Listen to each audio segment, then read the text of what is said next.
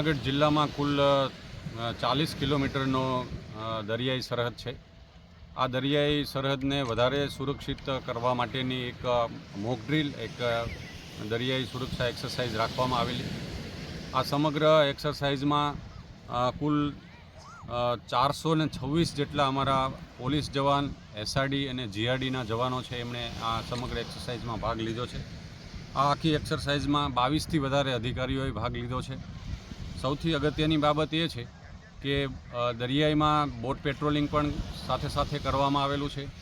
જમીન માર્ગ ઉપર 40 કિલોમીટરના 4 કિલોમીટરના એવા 10 ટુકડાઓ કરવામાં આવ્યા, જેની કુલ 10 ટીમ છે એ પાડવામાં આવી। દરેક ટીમ એમના નિશ્ચિત એવી જગ્યાએ એમના લેટલોંગ ઉપર સવારમાં ત્યાં પહોંચી ગઈ। ત્યારબાદ એક સાથે એમનું વાયરલેસ કોમ્યુનિકેશનની સાથે એ 10 ટીમ પોતાનું ફૂટમાર્ચ કરી અને સમગ્ર 40 કિલોમીટર છે એ આ 10 ટીમે 4 કિલોમીટરના અંતરે ફૂટમાર્ચ કરેલો।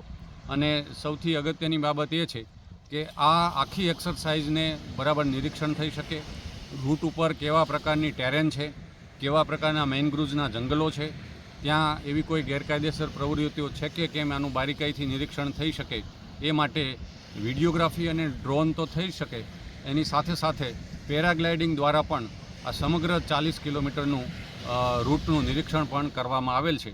આ સમગ્ર એક્સરસાઇઝ દરિયાઈ સુરક્ષા વધારવા માટે, દરિયાના કિનારે કોઈ એવી ગેરકાયદેસર પ્રવૃત્તિઓ ચાલતી હોય તો એ પોલીસના ધ્યાને આવે, સાથે સાથે લોકલ જે સાગર ખેડૂઓ છે એમની સાથે પણ એક સંકલન થાય અને આવી કોઈ પણ દરિયાઈ સુરક્ષામાં છીંડા ન રહી જાય એ માટેની તકેદારીના ભાગરૂપે આ એક સમગ્ર ડ્રીલ છે રાખવામાં આવેલી હતી।